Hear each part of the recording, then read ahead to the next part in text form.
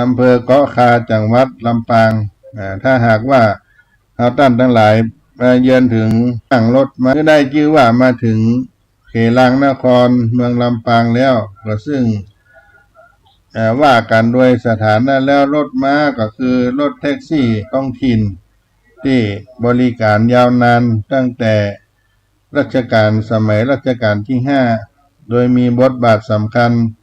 เป็นยานพาหนะรับส่งผู้โดยสารจากสถานีรถไฟจังหวัดลำปางเข้าสู่ตัวเมืองปัจจุบันแท็กซี่รถม้าก็ยังคงบริการนักท่องเที่ยวเหมือนเมื่อ100 ปีที่ผ่านมาเขียวรถม้าจะอยู่บริเวณหน้าศาลากลางหลังเก่าหน้าโรงแรมที่ประช้างโรงแรมเวียงละกรและโรงแรมลำปางเวียงทองมานั่งรถม้ากันที่ห้านแล้วก็ถ้าจะจ้างไปส่งที่พระธาตุลำปางหลวงเพื่อสักการะบูชาก็ไปลองติดต่อกัน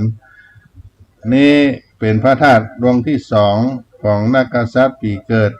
พระธาตุลำปางหลวงเป็นวัดเก่าแก่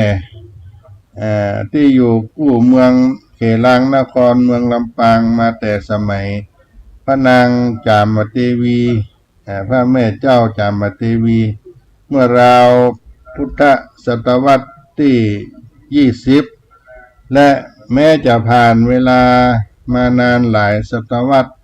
ก็ยังคงสถานะของการเป็นวัด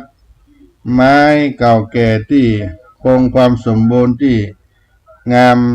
ที่สุดแห่งหนึ่งในเมืองไทยเหตุผลที่พระธาตุลำปางหลวงได้รับการนับถือเป็นพระธาตุประจำปีฉลูก็เริ่มสร้าง